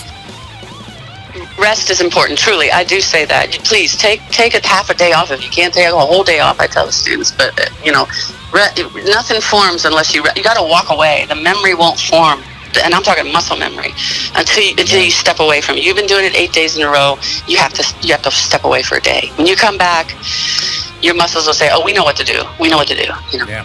Yeah. Well, I know that too in the guitar world. When I'm practicing something, I'll practice for 20 minutes, walk away for 10, come back. Yeah. And it really does work. It's like you gotta it does. You it need that gets break. your brain out of it. Oh, I'm sorry, honey. Go ahead. No, you're right. You get your brain out of it. You need to walk away, and then when you come back and reset, it's like you pick back up. But my whole neurotic thing, the whole time I'm at break, I'm thinking of every note. That's a story for another day. I want to talk about what you just told me in the message earlier this week about everything that's happening in your world with your sponsorships and everything. So here's the platform. I want to hear all about this. So let's hear it. I tell you, I was about to cry when I entered Hit Like a Girl drum set competition. I asked my husband, I'd really like to enter this year. This was November. Look, the kids are in college. I'm home. Me and the dog, the watchdog. I just want to enter this thing. And he said, well, how much does it cost? It's nothing really, except I would like to get a good studio recording. So I would like to go up and have Ron at Night Sky record me because I want the best. I want this to really be good. Oh, how much is that? So a couple hundred, whatever it was. And he said, that's fine. Go ahead. Let's do it. Because I have no income right now. Remember that. Right. So not just COVID, but being retired. So I worked my tail off. I worked my tail off on this salsa tune. This is really funny. This is December. My daughter comes home for spring break in March. I'm playing this salsa tune. I thought I had all these different styles. And she walks by me and she goes, it's the same thing. The whole 4 minutes, the same dumb thing. You're doing the same dumb thing. Your family's going to tell you the truth. I'll tell you what. So I said, dadgummit, this is 7 days before my recording. Right. And I said, that's it. I deleted the salsa tune. I'm not doing it. And I'm laying in bed that night, and I'm praying, oh, God, I don't know what to do, God. What do I do? I'm just not going to do it. I'm just wasting my time. Well, I'm just not going to do it.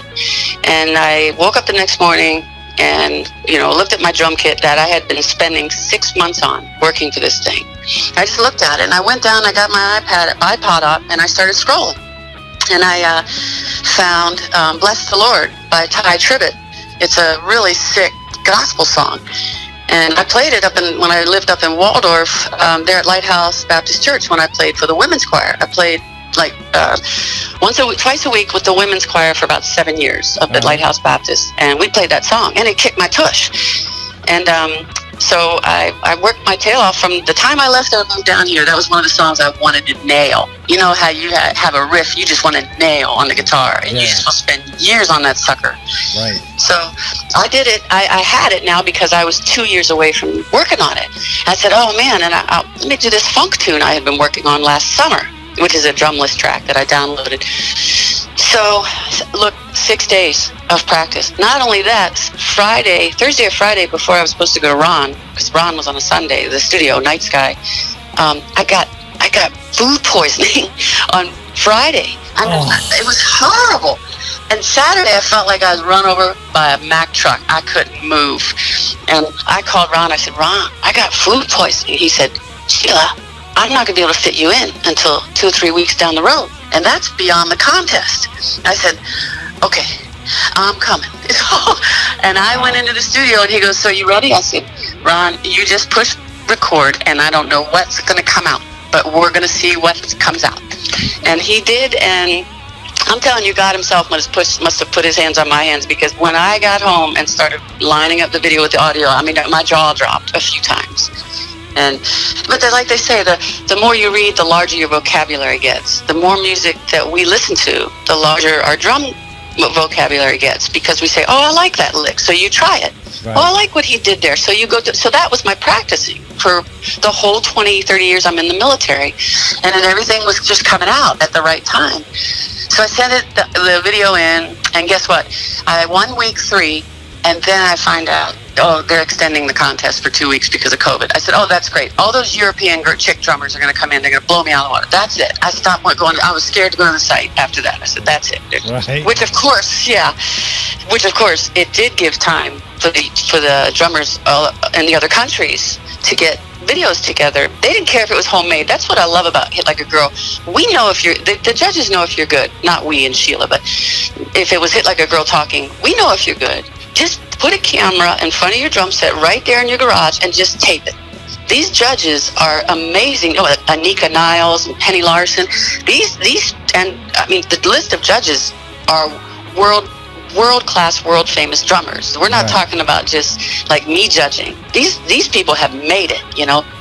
So anyway, I found out I won the contest. I was blown away. Oh my gosh, I can't believe it. I was over 40. There's 4 categories, right. And I won the over 40. The other 3 girls, whatever their age groups, one was from Indonesia, one was from Japan, and the other one, I think, was Russia. And I was the only one from the United States to win this year.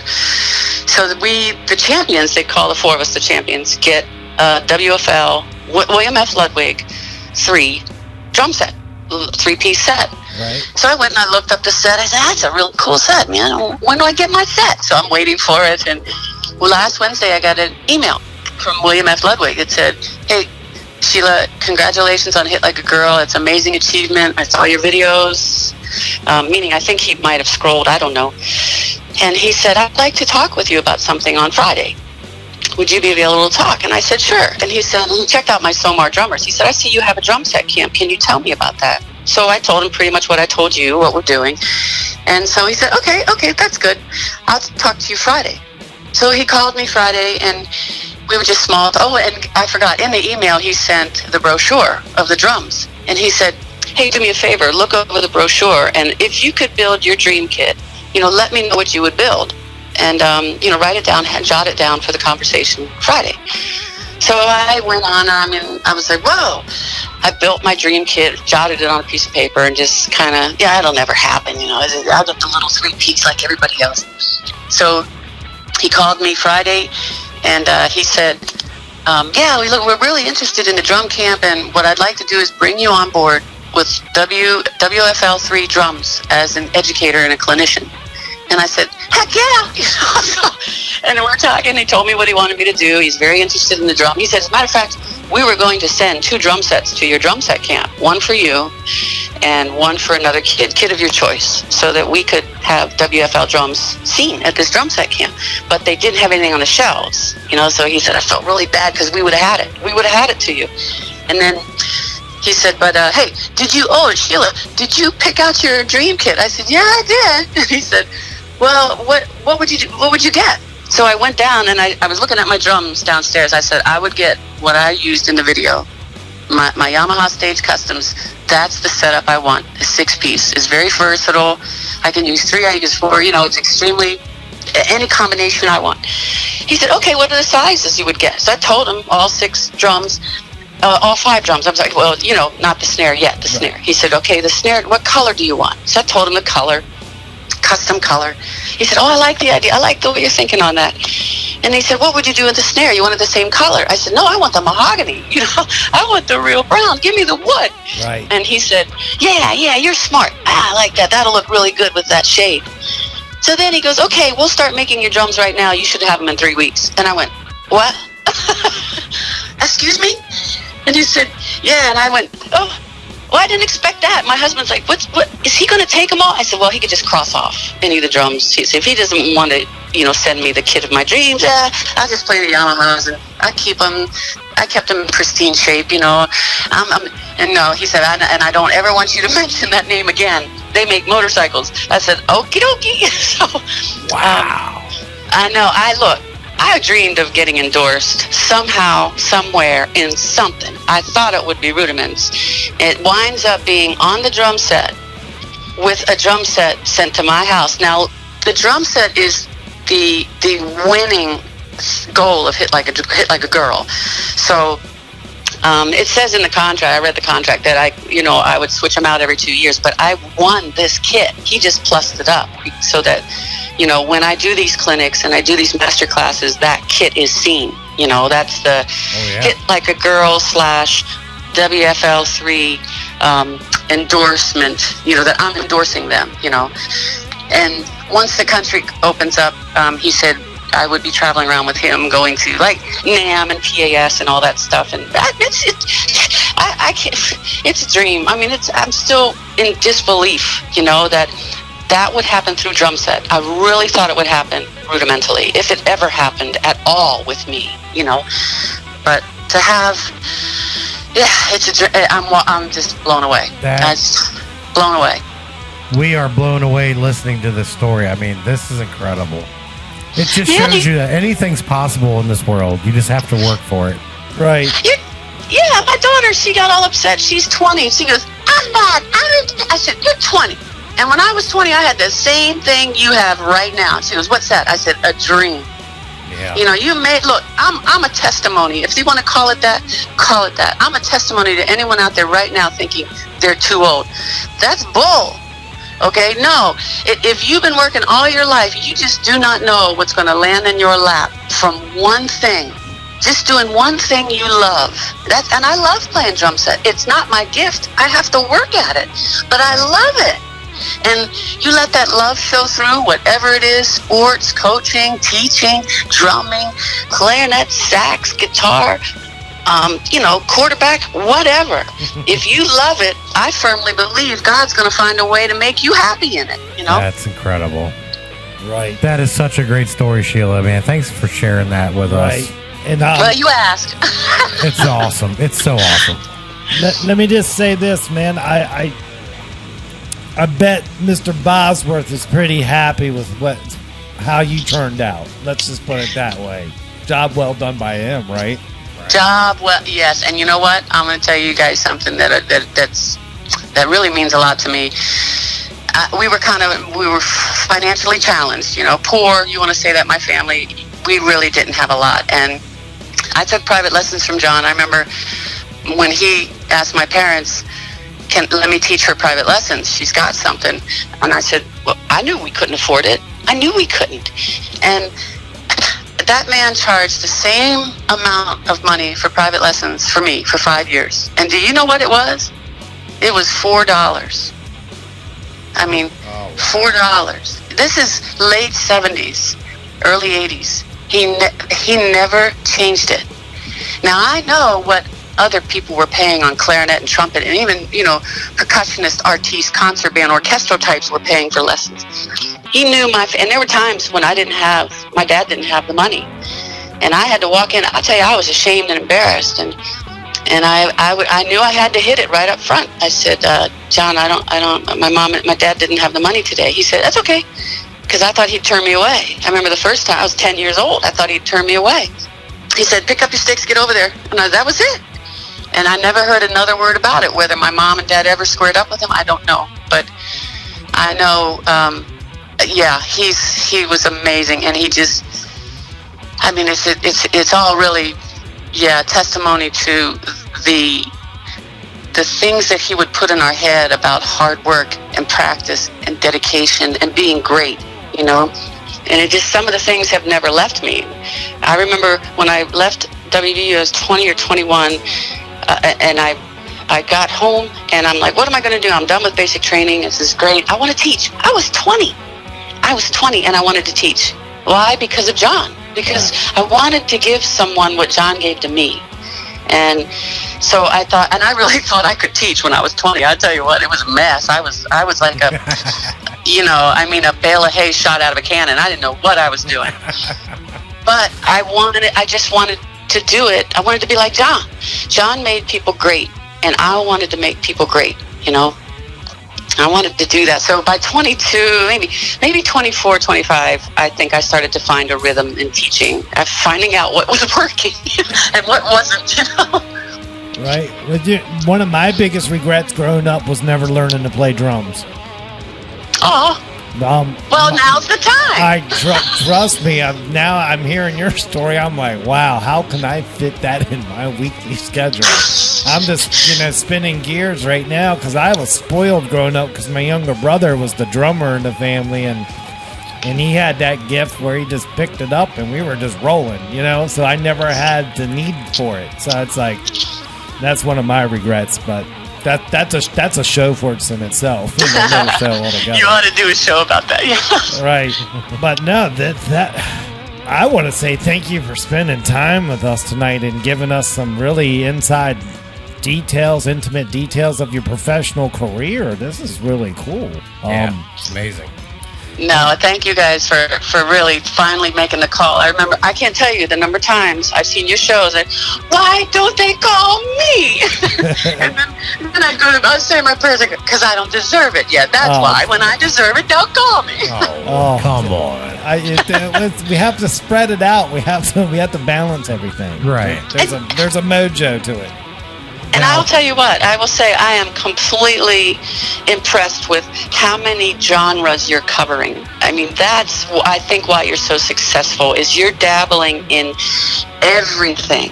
And I mean, the country band, the rock scene, the gospel scene, the Latin, the fusion, and that's amazing. It's not really, well, I don't want to change your name. It's the Guitar Gurus, but it's every artistic endeavor out there that you're grabbing a hold of, and I love it. I love listening to you guys.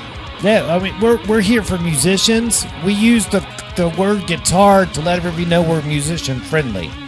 Oh, okay, all right, yeah. I like it.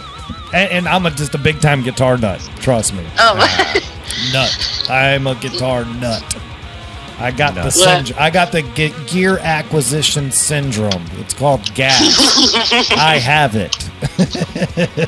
Yeah. Oh my gosh. Well, this has just been awesome. Well, we got. Oh, you got something there. Yeah, right. Before Dan Harsha gets into the signature question of the show, I want to take a second. Sean Kirkpatrick, who's on our show every week early in the segment, gave us kind of like a task for you, and we have to do it. Go for it. So we're gonna have a little fun with this. This is out of context for us, but we're having a good time. All right. So he made us think. What we were supposed to tell you what our favorite power ballad song is. Oh wow. He said you would enjoy this. Go ahead. Now I'm not gonna pick my favorite, but I'm gonna pick what I think may be the last official power ballad. All right.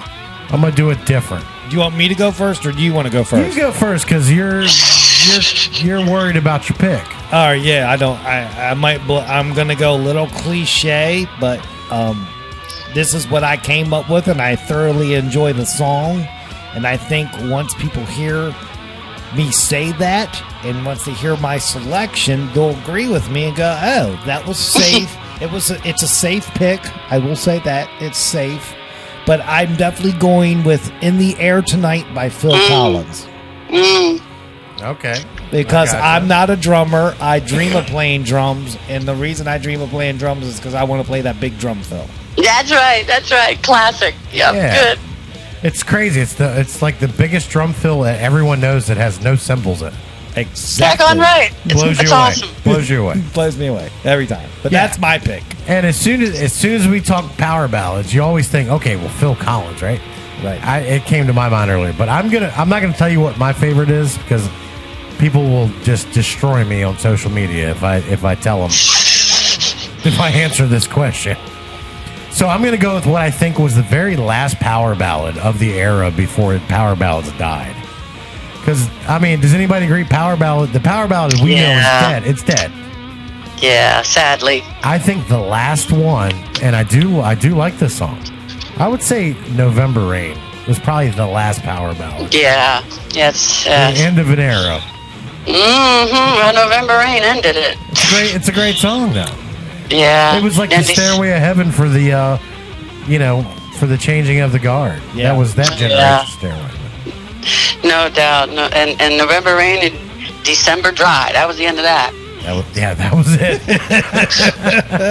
And here comes the 90s. No more power ballads. No Darn more. it. They're gone. Yep. It was the music video, man. The music video did it. Yeah. They couldn't take Slash in a lonely church in a deserted area. They couldn't handle it. Yeah, videos would make you or break you in those days. Yes, sir. Yes, sir. Had nothing to do with musicianship. Your video was horrible. Yeah, you're right. You're right.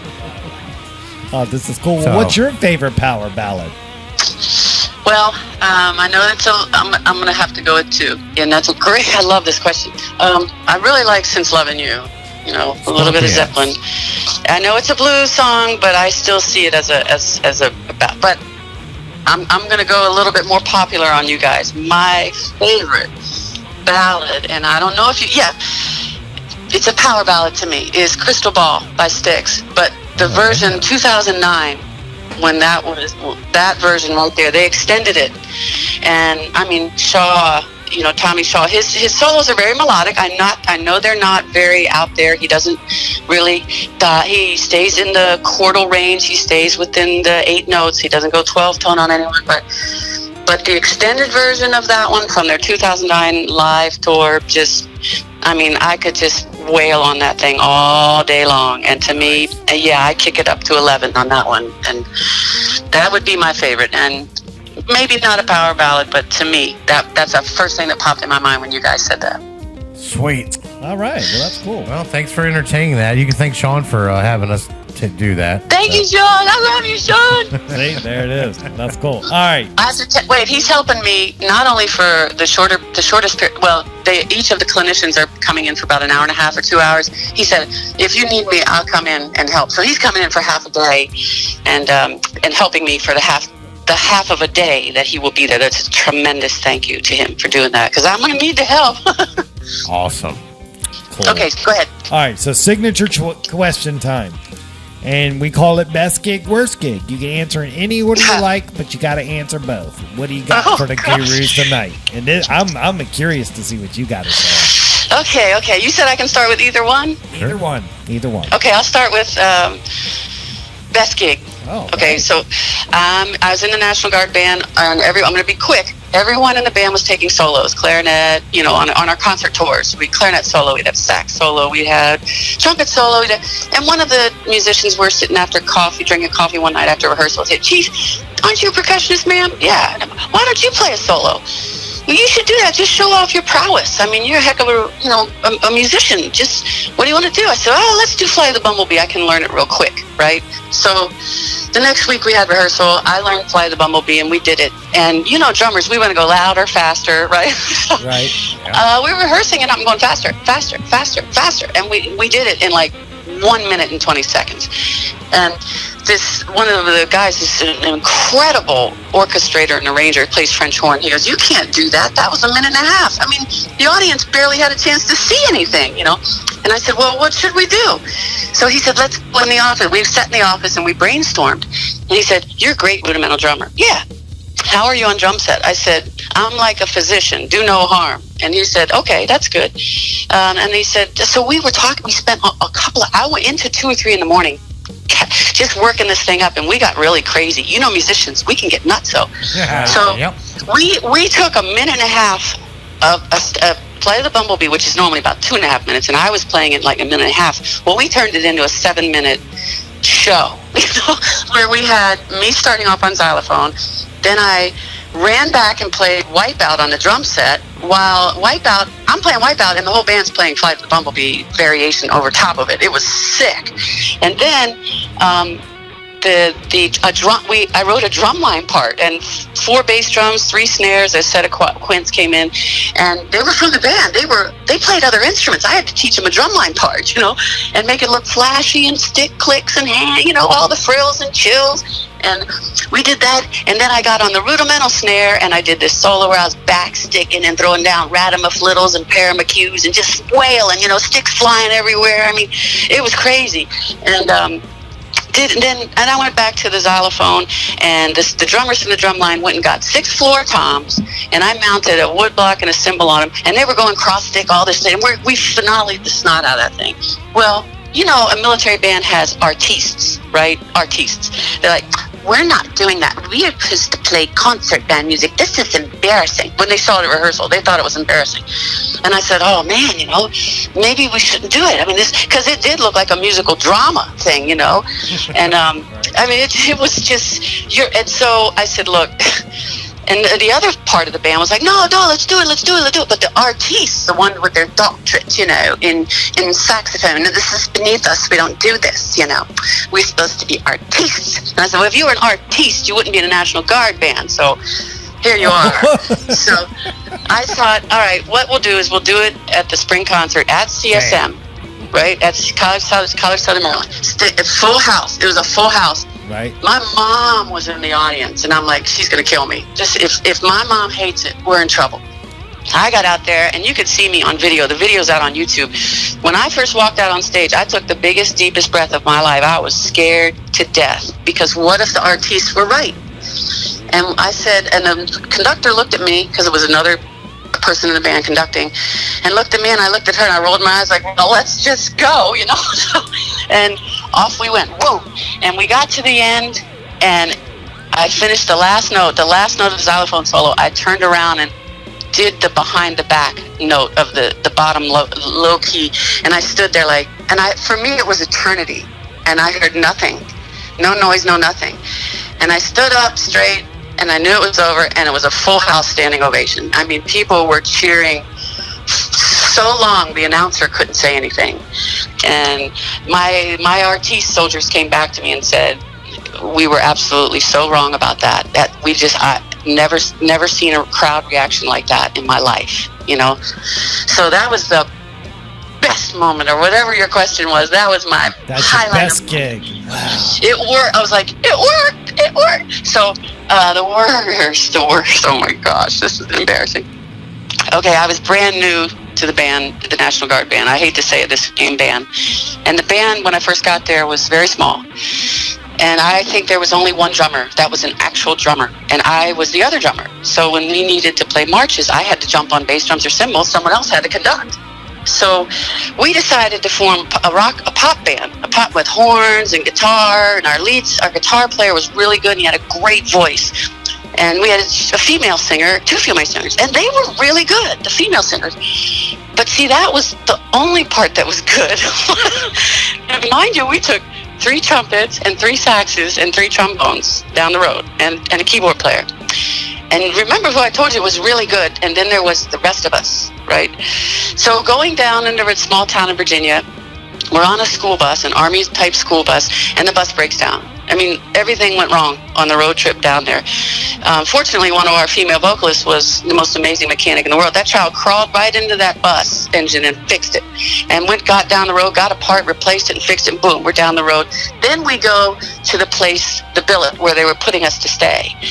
And it was a big, huge open bay in an old Army building. Well, let me just say military building. And there was vomit and feces and everything imaginable rotting in the bay. And my soldiers had to sleep there that night. And we're all staring at it. We're all like, I didn't know what to do. I was stunned. I said, oh my gosh. So now we're going down. We get to the concert that night, and we played the first song, and well, it was horrible. It's horrible. And I don't know what happened. I think someone was playing one melody. Part of our horns were playing one song, and part of our horns were playing another song at the same time. And the only ones that were doing any good was the singer playing guitar, but he didn't know which song to follow. He's looking to his left and to his right. Wait a minute, you're Earth, Wind, and Fire, and over here I got Chicago. And the backup singers, the 2 girls, are just swinging their little hands. It's funny now, but it wasn't then, because we were all humiliated. Swinging their hands back and forth like, we don't even know. Do we doo-wop or do we ooh? What the heck? And we've done that song, and the lead singer just looked out and said, well, I'm not really even sure what nobody clapped. Nobody clapped. It was the most horrendous assemblage of sounds and we couldn't recover. It didn't matter what. We went to the easiest song we had on our set list, and we could not come back from that. Everyone was out of tune. Everyone was, except the lead singer, the male singer, and he's the guitarist, and the two vocalists. And I was just trying to hold time because I was literally melting. But hey, here's the good news, right? They served alcohol at this concert. So by the third song, because we had to play the set, and people were dancing. And then they kept dancing, and and by the time we got to our last song, we sounded horrible, but everybody up there was dancing. And halfway through, I remember my lead guitarist said, "Yep." And I don't know the name of that song either because it was a mashup of something we really don't know anymore. But I want to tell you, remember this: the more you drink, the better we sound. And Yeah. they actually clapped for us. People were falling into the bandstand. That's how much. It was hot. They're drinking beer. They probably brought their own alcohol and everything else. And but get this: somebody in the band recorded that on a videotape. And I won't let him. I don't want to look at it to this day. It was the most humiliating. That was the most humiliating life experience. Now, telling you guys, I'm laughing, but at the time, it wasn't funny. It was not funny. I was going to turn my bars in. That's quit. That's it. I'm quit. I'm resigning my commission. I'm going to go home and just dig a hole and pull the dirt in over me. I'm done. I'm a horrible commander. I can't do anything. That's it. And oh gosh, thanks for making me remember that, guys. That's why we love this question so much. But yeah, because you don't know it. Oh gosh, thanks a lot. Go ahead. Wow, wow, what an interview tonight. We went, man, this was cool. Real cool. Oh, no, you guys make it so easy. I love the heck out of you guys. I always listen to you. I love it when you guys go left turn on a tangent somewhere. I laugh so hard. I'm laughing right there with you. And I love it when you go off topic because you're keeping it fresh. It's awesome. That's cool, man. Well, thank you I love so hearing much. the feedback. The feedback's awesome. Yeah. It's really cool. I'm just awesome. I'm excited to hear that somebody listens. Hey. Oh my gosh. No, this is the show. Don't you know everyone wants to be on this show? Don't you get it? That's what they say, right? Yeah, I that's don't what know. they say. I'm waiting for messages to come in. Still waiting for messages. No, truly, gentlemen, I'm not blowing smoke at you. The Army term of blowing smoke. I'm not telling you a lie. You have a great thing going. Now, this is coming from the genuine Sheila, the serious Sheila. You have a tremendous thing going. And I remember when I first started listening to you, I think I found you probably 2 or 3 years ago. And I was really impressed. I said, they're filling a hole. What they say, create the need by filling it. And you guys created a desire and a need and a want to. Because everyone that's a musician wants to be with you guys. You created a need and you're filling it. And it's great. I take it. I'll take it. Well, yeah. That's from the heart. That's not blowing smoke or being silly or just having, being hyper like I always am. That is the genuine way I feel about what you guys have done because I've kind of watched you grow since I moved down here. And it's been a really cool thing. Great job, gentlemen. Well, thank you so much. Yeah, thank you. And I don't want to sound like a PBS commercial, but it's because of interviews like yours that keep this program alive. Right. Wow. Having good quality guests with great backgrounds and sharing their stories with us is what keeps us going. And that's what we're here for. That's what we want to be able to provide. Right. Is a platform for artists to tell their stories and everything they have got going on. So, Thank you. So thank you. Thank you. It's an honor. And remember that storm that you told me? Well, it's coming. Right. The storm is coming. But having Brandy on, that was brilliant. That was just brilliant, bringing the arts and entertainment picture, to your audience. That was fantastic, gentlemen. Good job. Sweet. Well, we loved having you. It's almost been an hour. We can't be more thankful and just in awe of you spending the time with us and documenting your conversation. And I love that Brandywine, Maryland is involved. Yeah. What road did you live on? We lived on Dyson. I know that road. I know it. Yeah, that was right at where the Yeah, school you were was. right there.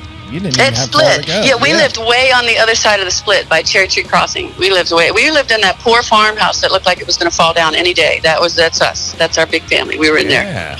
There you go. Okay. I already know. Okay. Yeah. Wow. Okay. Yeah. See, I lived down in Baden. Oh, yeah. And, it's hard to tell people that Baden doesn't have a post office. Baden is Brandywine. No, it's Baden. No, that's when you know someone's not from Prince George's County. They know Baden, That's it. It's not an area. We call it a city. But don't have a post office. It doesn't matter. It's Baden. That's right. That's awesome. I love it. This is so cool. So Yeah. cool. All right, Sheila, we're going to let you go. Thank you again. We'll be in touch in the future. Have a great drum camp. And I just, the success that you got, you've deserved and you've earned it. And Oh, no. and you being part with Ludwig now, that's just cool. That's amazing. I'm so I'm grateful. I'm a godly person. I'm a believer. I'm nobody's judge. Don't get me wrong. I'm nobody's judge. I got enough problems with Sheila Klotz. I can't judge anybody else. But I am grateful. It's just an amazing blessing to me, and I'm blown away that it could happen. And one little caveat, one little addition. My cousin, she said, "Well, you one hit like a girl. You're the best drummer in your age category in the world. What are you going to do now?" I said, "I don't know. I can't keep rock star hours. I can't do a band at my age. I don't know what's going to happen." 3 days later, I get the email. It's just unbelievable. That's cool. I love it. That's awesome. Thank you, gentlemen. I didn't mean to take up your time there. Hey, it's all good, Sheila. It's your time. Your time. Right. Oh, you're so sweet. That's good stuff. Well, we will catch you again in the future. That's for sure. You're part of our family. You're part of the network. So we'll be in touch, okay? Yes, sir. And you'll see videos. Check out SOMAR Drummers for videos of the camp because we'll be posting them, pictures and videos every day.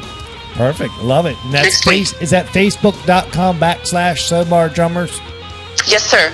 That's it. Love it. That's perfect. Well, Sheila, from the Guitar Gurus, we say thank you and we wish you a good night, okay? And you too, gentlemen. And thank you so much, Guitar Gurus. All right, you're welcome. Good night. Good night. Go bye. Bye-bye now. Bye. Wow, dude. Wow. Yeah, Sheila Klotz, thank you so much for coming on the show tonight. That was awesome. Incredible. What a history. What a work ethic. I mean, we just talked to one of the premier drummers in the world. World. Yeah. Lives right here in Southern Maryland. Yep. Right. Grew up in Brandywine. Yeah. Right where right down the street from where we're at. When the owner of Ludwig says, "Build your dream set, I'm going to make it for you." Wow. Jeez.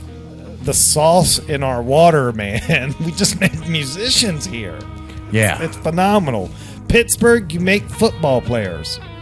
Washington, D.C., Southern Maryland, we make musicians. It's just how it is, man. I don't get it, man. Well, it's an absolute testament of it's never too late. If you put the work in, you got to work for it. It's not just somebody's not coming to your door going, "Oh man, I heard about you." No, you've got to be out there working, and she is a testament of hard work and how that whole age thing to me just that's a fairy tale. That's irrelevant. Yeah, it's irrelevant. It doesn't exist. As long as you're alive, you've got an opportunity. As long as you work hard and you're here, you have an opportunity. That's right. That's the inspiration of what I just listened to for our last hour. Right, and she loves drumming. She's gonna do it, and that's the energy you need, man. Yeah. You're gonna, like I say, when I meet people say, "Hey, I'm gonna learn to play guitar one day." No, you're not. No. If you were going to, today would be the day you start. You would already be telling me what you're doing. Right. There's a different mindset, different attitude, but it's all good. She's got the juice. I'm just still blown away. I looked up the guy, John Bonsworth, while we were talking to her. I was reading up on him. Wow. Yeah. That dude, man. Go down that rabbit hole for a while. That guy's the Jedi master of the drum techniques, He's just man. teaching there at Glen Park Middle School. Right. Are you serious, man? That's just blows me away. How many people just I'm not doing that. I mean, a world-class guy just giving lessons out. Sheila gets involved, becomes the world's greatest drummer. That's awesome. I'm just digging, man. I'm just blown away, man. What an episode. 82, man. Episode 82, SOMAR drummers. There it is. Yeah. If you're the best female drummer over 40, whatever category they want to say, that's awesome. Yep. She's just the world's greatest drummer. And that's just cool, man. That's just blown away, man. But, dude, that's the show tonight. Wow. Great show tonight. I mean, I'm kind of speechless on that. I mean, dude, let's go over to sponsors real quick. Let's run through that real quick. Southern Maryland Chronicle, David Higgins. First and foremost, he was with us since day one. He's on the show every week, but shout out to the Southern Maryland Chronicle and David Higgins, Higgy on the beat. Island Music Company for the Guitar of the Week. Shout out to them. Love that segment. Love the guitars. This week was that beautiful Fender American Pro Jazzmaster with rosewood neck. Go to the store, check it out. $17.99. Hey, man, that's a USA made. That's a steal. Hard shell case, all the case candy, certificate of authenticity. Love it. It's included. But then we got our commercial sponsors. We got Allied Renovations, Christopher Lane Tattoos, and Cooper Construction. Yeah. And that Big shout out to those guys, man. Yeah. Just listen up to the commercials. Check them out if you're in need of services. Yeah, they're hanging in there through the whole thing like the rest of us. So have them be your first call if you need something done. Right. Okay, and one last time before we get out of here, ask the audience. Preferred episode length, 1 hour, hour and a half, or 2 hours? And you got to come on, people. We want your feedback. It's important to us. Right. We're trying to bring you the best quality product we can, and we want to do it with the parameters that you guys are, that you guys want. That you would prefer. Last week we did an hour and a half. All right, this week we're at 155. We're gonna hit. It's gonna be a 2-hour episode this week. Right, but it was cool. It was worth it. We had Sheila on, and she commanded the time like an awesome drummer would. That's right. And I was just living there listening. I was kind of bummed we had to hang out, but got to call sometime. But the beauty of the show is we've got many repeat offenders, and people can always come back on. That's right, man. Love it. That's right, dude. Man, what an awesome show this week. Awesome show. But I'm ready, man. I think I'm spent, man. I'm ready to get out of here. What do you think? I think I am too. I'll just give a quick shout out to Sure. the always going to shout out to the the listeners, the supporters. Yes. Everybody, thank you so much. I really hope that everybody's hanging in there well and being well. That's my hope. And just be good to each other, like I always say, and reach out to somebody that you think may not be doing that well, and just let them know you're there for them. And that's what I've got, man. So awesome time as always, my brother. That's right, man. Same here, dude. Awesome show this week. Love having you here every week to do this with. Wouldn't want to do it with anybody else. Love how everything's come together. But this is the Southern Maryland Guitar Guru Show. We are Southern Maryland's #1 choice for music talk radio. We will catch you guys next week, and you made it this far, so I'll give it to you. Next week's guest is the Parker Barrow Project. We're going to have Dylan and Megan on the hotline talking to us. It's going to be awesome. What do you think about that? Can't wait to get Dylan back on. We haven't had Megan yet, but Right. yeah, this is going to be awesome. Right. This is good stuff. All right. It's Guitar Gurus, Dan and Dan, Southern Maryland's #1 choice music talk radio. We will catch you guys again next week.